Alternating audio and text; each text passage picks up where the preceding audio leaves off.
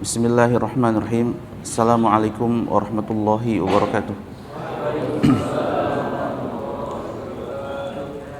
Alhamdulillahirabbil alamin, wassalatu wassalamu ala sayyidil mursalin nabiyyina wa habibina wa maulana Muhammad wa ala alihi wa sahbihi at-tahirin wa man tabi'ahum bi ihsanin ila yaumiddin. Wa usalli wa usallim ala nabiyil karim al-mab'uthi rahmatin alamin. Amma ba'd, ikhwah yang dirahmati Allah tabaraka wa ta'ala, di pagi hari ini insyaallah kita akan sama-sama mengkaji tema terkait dengan iman kepada para nabi dan rasul. Al-iman ataupun beriman kepada nabi dan rasul ini merupakan rukun keempat dalam rukun iman. Jadi seorang mukmin yang tidak beriman kepada nabi ataupun rasul, maka tidak dikatakan seorang mukmin atau seorang muslim.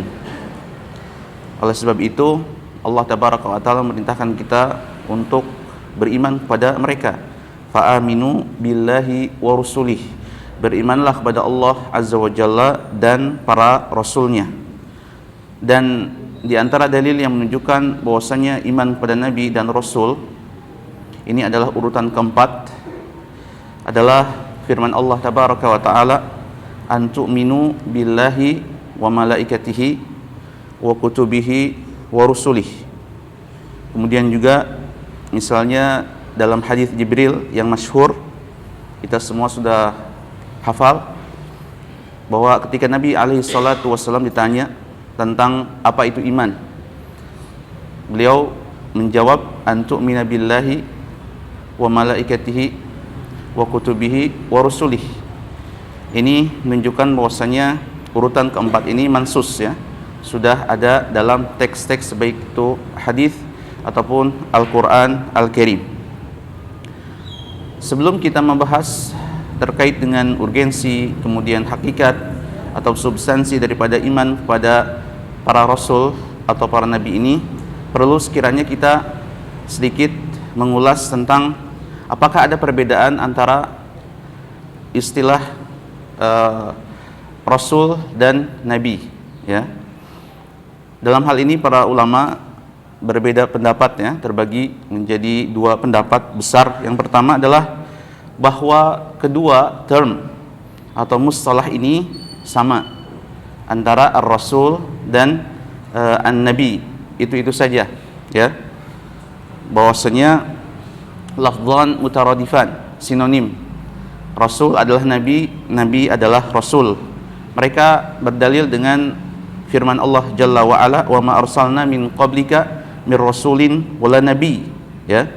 Jadi di sini ditetapkan dalam ayat ini Allah menyebutkan dua sekaligus, ya, istilah, yaitu rasul dan nabi.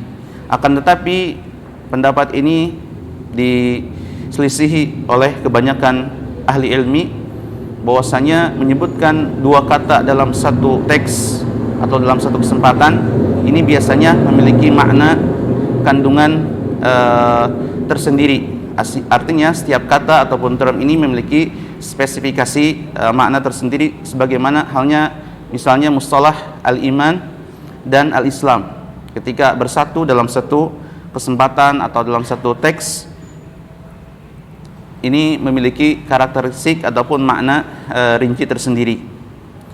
Nah, qaul tsani, pendapat kedua dari ahlul ilmi, yaitu mereka ini atau keduanya, kedua istilah ini adalah muftariqan, berbeda dalam satu sisi, dan yajtami'an min wajhin, bersatu ataupun satu makna dalam satu sisi, sebagaimana dikatakan oleh Al-Qadhi Iyad, was-sahih walladhi alaihi al-jam'u al-ghafir anna kulla rasulin nabiyyun wa laysa kullu nabiyyin rasulan. Jadi pendapat yang sahih bahwasanya yang difahami oleh kebanyakan ahlul ilmi terkait makna rasul dan nabi ini berbeda, ya. Jadi setiap rasul pasti nabi, dan bukan setiap nabi adalah rasul. sebagaimana riwayat yang diriwayatkan oleh Al-Imam Ahmad dalam musnadnya dan juga yang lainnya, bahwasanya Abu Dzar pernah bertanya kepada Rasulullah alaihi assalatu wassalam, "Ya Rasulullah, wahai Rasul, kam wafa iddati al-anbiya?" Berapa jumlah para nabi? Maka Nabi sallallahu alaihi wasallam menjawab, "Mi'atu alfin wa arba'ata asyara alfan." Ya. Jadi 100.000 berapa? Wa arba'ata asyara alf, 114.000 ya, 114.000. Ar-rusul min dzalika 300 wa 15 jamman ghafira. Di antara mereka ini ada rasul, yaitu jumlahnya sekitar 315 ya. Nah, ini menunjukkan bahwasanya nabi dan rasul ini dibedakan ya. Jadi rasul punya makna tersendiri dan nabi pun punya makna sendiri. Nah, pendapat kedua pun ini ada beberapa pendapat ya. Yang paling rajih, Allah taala alam, di sini disebutkan bahwa rasul adalah man bu'itsa bi syar'in jadidin wa umira bi tablighihi. Rasul ini seseorang atau sosok yang diutus oleh Allah tabaraka wa taala dengan membawa syariat yang baru dan diperintahkan untuk menyampaikan syariat atau risalah itu.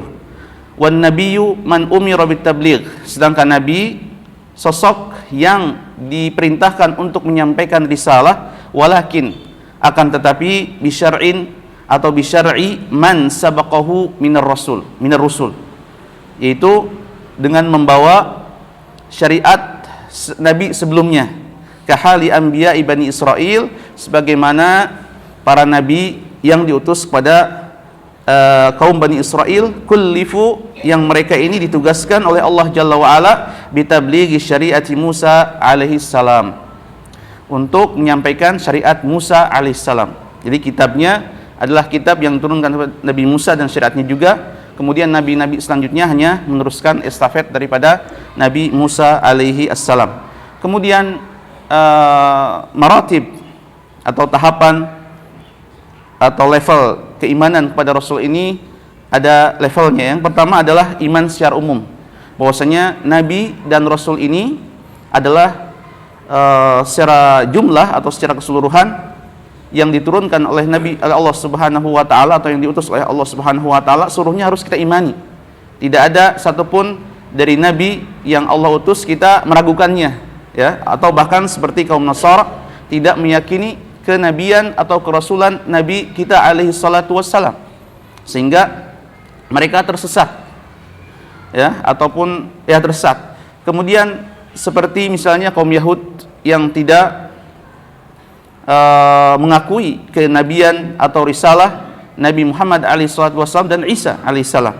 Nah, ini juga sama ya, sesat ya, artinya tidak sesuai dengan apa yang diharapkan oleh Allah tabaraka wa taala. Kemudian yang kedua adalah iman secara rinci, beriman lebih lanjut lagi, mengenal personalnya, mungkin namanya ya, sebagaimana kita ketahui, kemudian juga sifat-sifatnya, tugas-tugasnya, nama-namanya ya, nama nabi yang diturunkan atau diutus oleh Allah tabaraka wa taala. Kemudian lebih mengenal jauh lagi tentang sifat atau karakteristik personal masing-masing, terutama Nabi kita Muhammad alaihi assalatu wassalam. Kemudian ahibati al-kiram, saudara-saudaraku yang dirahmati Allah Subhanahu wa taala, bahwa iman kepada Rasul ini memiliki beberapa cakupan ya, yaitu konsekuensi. Di antaranya adalah pertama, at-tasdiqu bi nubuwwatihim wa bima ja'u min indillahi azza wa jalla. Pertama, membenarkan. Jadi kita wajib membenarkan apa yang dibawa oleh seluruh nabi dan rasul tersebut ya, dari ajarannya, syariatnya, kitabnya. Allah tabaraka wa taala berfirman, walladzina amanu, orang-orang yang beriman, billahi, kepada Allah, wa rusulihi, dan para utusannya, ulaika humus siddiqun, mereka adalah orang-orang yang siddiq ya, atau orang-orang yang membenarkan, orang yang beriman. Yang kedua adalah adamu at-tafriq, baina ahadin minhum. Tidak boleh kita membeda-bedakan antara satu nabi dengan nabi yang lainnya, antara satu rasul dengan rasul yang lainnya. Sebagaimana Allah Ta'ala berfirman, amanar rasulu bima unzila ilaihi min rabbih wal mu'minun kullun amana billahi wa malaikatihi wa kutubihi wa rusulih la nufarriqu baina ahadim min rusulih. Kami tidak membeda-bedakan ya antara satu nabi dengan yang lainnya secara umum, secara global, terutama dalam masalah ta'zim, menghormati, mengagungkan dan lain sebagainya. Nah, kemudian yang ketiga adalah tauqiruhum wa ta'zimuhum, yaitu mengagungkan, mengangkat derajat mereka, menghormati para nabi dan rasul ini ya. Sebagaimana Allah Tabaraka wa Ta'ala berfirman, litu'minu billahi wa rasulihi wa tu'azziruhu wa tuwaqqiruhu, ya, agar kalian mengagungkan dan menghormati mereka. Dan di antara bentuk tauqir ataupun ta'zim adalah al-ihtiram, menghormati, wal ijlal wal i'zam, mengagungkan. Dan para ulama berijma, bersepakat bahwasanya barang siapa yang meremehkan, manintaqasa nabiyan, mengurangi wibawa, meremehkan, tidak menghormati nabi di antara para nabi yang Allah Subhanahu wa taala utus, faqad kafara, maka telah kufur. Mungkin kita akhir-akhir ini sering ya melihat fenomena tamtsil ataupun visualisasi daripada nabi ya, atau salah satu di antara nabi, atau banyak bahkan di antara nabi, misalnya film ataupun gambar atau cerita-cerita anak-anak dan bahkan komik yang memvisualisasikan ataupun tamtsil yang memperlihatkan sosok Nabi alaihi assalatu wassalam. Dalam hal ini para ulama tentu sudah menyuruh ya, banyak kalau kita lihat fatwa-fatwa mereka tentang tahrim atau larangan memvisualisasikan sosok yang sakral dan suci ini ya, seperti misalnya dalam film. Nah, dan bahkan bukan hanya para nabi dan rasul, sahabatnya pun dilarang untuk divisualisasikan. Misalnya seseorang memerankan dalam drama atau film tertentu, walaupun li ajli misalnya untuk dalam rangka ta'lim, tarbiyah, pendidikan, edukasi, ini tidak boleh. Karena diantaranya adalah intiqas, mengurangi haibah, mengurangi daripada keagungan, haibah para sahabat. Ketika para sahabat saja tidak boleh intiqas, mengurangi daripada karisma mereka, kehormatan mereka, apalagi fama balukum bi al-anbiya wa rasul, dengan para nabi dan rasul ketika divisualisasikan. Makanya ketika diproduksinya saja tidak boleh, berarti otomatis menontonnya pun kita harus menjaga diri daripada itu. Ya, seperti misalnya memerankan khulafaur rasyidin, memerankan sosok di antara para sahabat ridwanullah alaihim ajmain, fadlan, lebih lagi daripada memerankan para nabi dan rasul, Nabi Muhammad sallallahu alaihi wasallam.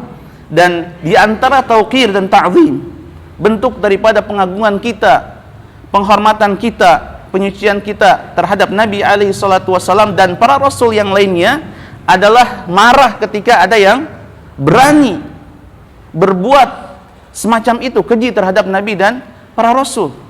Ketika ada hal semacam itu, kita harus marah.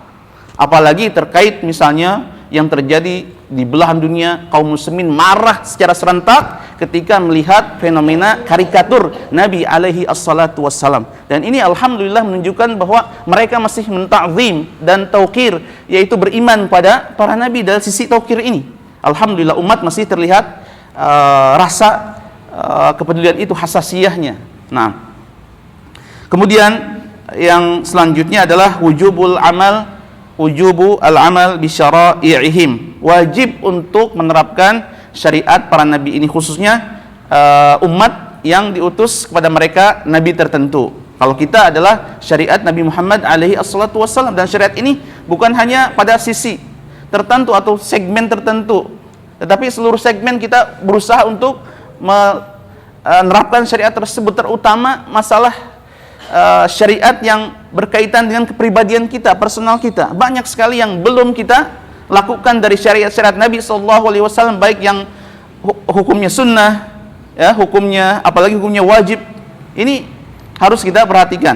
Seperti misalnya sholat 5 waktu, saum Senin Kamis, kemudian salam, kemudian bahu membahu antar kaum muslimin, dakwah kepada yang ma'ruf, an-nahyu 'anil munkar dan sebagainya, syariat hijab, ini adalah bagian daripada sunnah Nabi sallallahu alaihi wasallam. Hatta dalam muamalah, misalnya muamalah pun harus sesuai dengan syariat Nabi sallallahu alaihi wasallam. Tidak boleh bermuamalah dengan muamalah riba, menipu ketika berdagang, culas dalam menampilkan produk dalam jual beli misalnya online dan sebagainya. Ini adalah penyelisihan daripada sunnah Nabi sallallahu alaihi wasallam. Jadi penerapan syariah ini Nabi sallallahu alaihi wasallam dalam seluruh lini kehidupan beliau, bukan hanya dalam syariat salat, syariat saum, tetapi syariat kehidupan sehari-hari pun berupaya untuk mengikuti Nabi sallallahu alaihi wasallam semaksimal yang kita bisa. Nah, kemudian juga yang kelima adalah i'tiqadu ismatihim, meyakini ismah atau kemaksuman, keterjagaan para nabi dari kebair dan juga shaghair, dari perbuatan dosa besar dan juga dosa kecil, ya. Dalam hal konteks apa? Menyampaikan syariah Nabi sallallahu alaihi wasallam, bukan dalam kehidupan sehari-hari. Karena kalau bukan dalam konteks syariat, maka Nabi sallallahu alaihi wasallam terkadang luput atau terkadang keliru, sebagaimana yang terjadi, yang dikisahkan dalam riwayat tentang pertemuan Nabi alaihi salatu wasallam dengan seorang petani kurma. Nabi sallallahu alaihi wasallam di saat itu mengusulkan bahwasanya tidak usah dikawinkan, tidak usah ditalqih, dikawinkan. Mungkin beranggapan sahabat yang diajak dialog dengan Nabi alaihi salatu wasallam ini adalah berkaitan dengan wahyu. Ternyata selang beberapa waktu kurmanya tidak sesuai dengan alama yuron, ya, tidak sesuai dengan ekspektasi, tidak bagus sebagus sebelumnya ketika dikawinkan. Maka sahabat tersebut bukan protes, tetapi berdialog lagi dengan Nabi sallallahu alaihi wasallam, menanyakan kenapa seperti ini. Kata Nabi sallallahu alaihi wasallam, antum a'lamu bi umuri dunyakum, dan hal-hal dunia atau yang terkait dengan teknis keduniaan, maka Nabi alaihi salatu wasallam bisa saja salah seperti halnya manusia biasa. Tetapi dalam hal tablighur risalah, maka Nabi ataupun para Rasul ini, para Nabi adalah ma'sumun. Haula ma'sumun, mereka terjaga dari shaghair dan kebair. Termasuk adalah kadhib, berdusta, culas dalam menyampaikan risalah. Jadi seluruh apa yang telah disampaikan atau telah ditunaikan oleh Nabi sallallahu alaihi wasallam dalam tugas tabligh, semuanya sudah selesai. Tidak butuh lagi penambahan, apalagi pengurangan. Nah ini mungkin yang terkait dengan konsekuensi atau hal-hal yang terkandung dari iman kepada Rasul. Kemudian ikhwati al-afadil, terkait dengan mu'jizatir Rasul. Ini banyak masalah tapi mungkin sebagian saya tidak ulas. Mu'jizatur Rasul terkait dengan ijaz, mu'jizat yang Allah Subhanahu wa taala anugerahkan kepada setiap nabi dan rasul. Mu'jizat Rasul ini adalah merupakan tanda kebesaran Allah tabaraka wa taala, dan tanda juga bahwasanya ini bukan manusia biasa, bahwa ini adalah seorang utusan dari Rabbul Alamin, ya, yang berada di atas arsy, dan agar mereka membenarkan apa yang dibawa oleh para nabi tersebut, ya. Dan ini Allah tabaraka wa taala ungkapkan dalam Al-Qur'an misalnya, ini adalah ayat, dengan kata-kata ayat, tanda-tanda kebesaran Allah Jalla wa'ala, yang sekian banyak diantaranya adalah mu'jizat para nabi dan para rasul. Sebagaimana Allah Jalla wa'ala berfirman misalnya dalam surat Al-Hadid, laqad anzalna rusulana, kami telah laqad arsalna rusulana, kalau anzalna kitab syabab, laqad arsalna rusulana, kami telah mengutus para rasul kami, ya, bil bayyinat, dengan membawa bayinat, penjelasan. Wa anzalna ma'ahumul kitaba wal mizana liyaquma an-nasu bil qist, dengan bayinat, dengan mukjizat. Kemudian juga Nabi sallallahu alaihi wasallam pernah bersabda, ma min nabiyyin, tidak ada seorang nabi pun illa waqad utiya, kecuali telah dianugerahkan oleh Allah Jalla wa ala minal ayat, di antara tanda-tanda kebesaran Allah Subhanahu wa taala, yaitu apa? Mu'jizat. Ma amana ala mithlihi al-bashar wa inna ma kana alladhi utitu wahyan awhallahu ilayya fa arju an akuna aktsaruhum tabi'an yaumil qiyamah. Jadi Nabi sallallahu alaihi wasallam adalah di antara atau secara mutlak ya, paling banyak nabi yang diikuti ya. Artinya nabi yang paling banyak pengikutnya di hari kiamat. Dan di antara tanda kebesaran dari kekuasaan Allah Subhanahu wa taala, tanda kekuasaan Allah tabaraka wa taala dan rahmatnya, kasih sayangnya terhadap umat manusia, Allah menjadikan mukjizat tersebut disesuaikan dengan situasi atau kondisi umatnya di saat itu, di mana nabi ini diutus ya. Seperti misalnya mukjizat Musa alaihissalam diutus kepada kaum yang di situ pada waktu itu sedang marak, dihebohkan lah ya, diviralkan dengan apa? Dengan praktek-praktek sihir dan perdukunan, sehingga Allah tabaraka wa ta'ala menurunkan jenis mukjizat yang melampaui dan mengungguli praktek-praktek perdukunan atau sihir tersebut. Ketika para penyihir itu melihat fenomena yang ada, bahwa ini bukan sihir biasa dan memang bukan sihir, sehingga mereka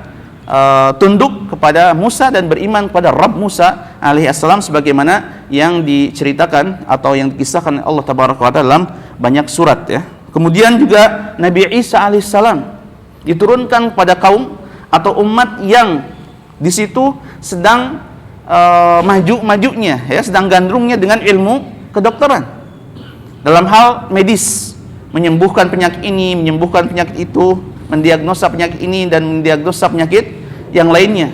Nah, Nabi Isa alaihissalam diberikan oleh Allah tabaraka wa taala kemampuan atau mukjizat yang melampaui jauh ya kemampuan para dokter di saat itu. Sebagaimana Allah tabaraka wa taala mengizinkan Musa alaihissalam menghidupkan orang yang mati, kemudian mengembalikan orang yang tadinya buta, penglihatan orang yang buta, kemudian menyembuhkan abros. Apa abros? Itu penyakit kulit ya, semacam kusta atau juzam ya, kusta yang sulit sekali dalam sampai sekarang dunia medis untuk menyembuhkan dalam waktu yang dekat. Sedangkan Isa alaihissalam dengan mukjizatnya begitu diusap langsung sembuh. Nah, ini sangat melampaui kemampuan manusia biasa, termasuk adalah tim ataupun para dokter di saat itu, sehingga mukjizat yang Allah tabaraka wa taala turunkan atau anugerahkan ke setiap nabi berbeda sesuai dengan keadaan kaum tersebut. Nah, umat kita, umat Muhammad sallallahu alaihi wasallam, mukjizat terbesarnya adalah Al-Qur'anul Karim. Ya, disesuaikan dengan zaman di saat itu dan sampai sekarang. Ya. Sampai sekarang mukjizat tersebut tetap terbuka sebagai bentuk ijaz, tantangan dari Allah Subhanahu wa taala yang melemahkan umat seluruhnya. Artinya kalau ada orang yang dapat menandingi mukjizat, berarti bukan mukjizat lagi. Sedangkan Al-Qur'an ini adalah mukjizat sampai hari kiamat, sampai manusia seluruhnya hancur. Tidak ada lagi jil, tidak ada lagi orang yang dilahirkan kembali. Al-Qur'an ini tidak bisa untuk ditandingi dalam berbagai sektor, seluruh sisi, seluruh nahiyah minan nawahi. Al-Qur'anul Karim unggul dari sastranya, padahal Al-Qur'an bukan kitab sastra. Wa ma huwa biqauli syair qalilan ma tu'minun. Seandainya Al-Qur'an ini hasil daripada perasaan otak para penyair atau ahli sastra, maka kalian sedikit yang beriman. Tetapi yang beriman begitu banyak, berarti ini bukan buatan manusia. Bukan juga sajak-sajak yang tidak jelas artinya. Wala biqauli kahin qalilan ma tadhakkarun. Kalau sajak-sajak atau mantra-mantra yang tidak jelas itu sulit untuk melafalkannya. Dan Al-Qur'an ini mudah sekali untuk dilafalkan. Bahkan anak kecil yang umur mungkin belasan tahun atau bahkan kurang dari itu, hanya modal dengar dan tidak bisa faham artinya, tidak pernah bicara bahasa Arab sebelumnya, tetapi banyak yang hafal dengan sendirinya tanpa ditalkin. Misalnya Allahu Akbar, ini berupa mukjizat dari Allah tabaraka wa taala yang sering kita lihat. Ini tidak bisa dibantahkan lagi bahwasanya Al-Qur'an ini adalah mukjizat. Belum lagi hal-hal yang lainnya yang Nabi SAW diberikan mukjizat yang selain Al-Quran Al-Karim. Itu mungkin yang dapat disampaikan, banyak sekali yang harus diulas, tetapi waktu juga ya. Mudah-mudahan dengan kita membahas iman kepada Nabi ini dan Rasul, menambah keimanan kita kepada Allah Tabaraka wa Ta'ala dan menambah semangat kita untuk senantiasa konsisten dengan sunnah Nabi SAW dan syariatnya. Mohon maaf atas segala kekurangan. Subhanakallahumma wa bihamdika asyhadu an la ilaha illa anta astaghfiruka wa atubu ilaik. Assalamualaikum warahmatullahi wabarakatuh.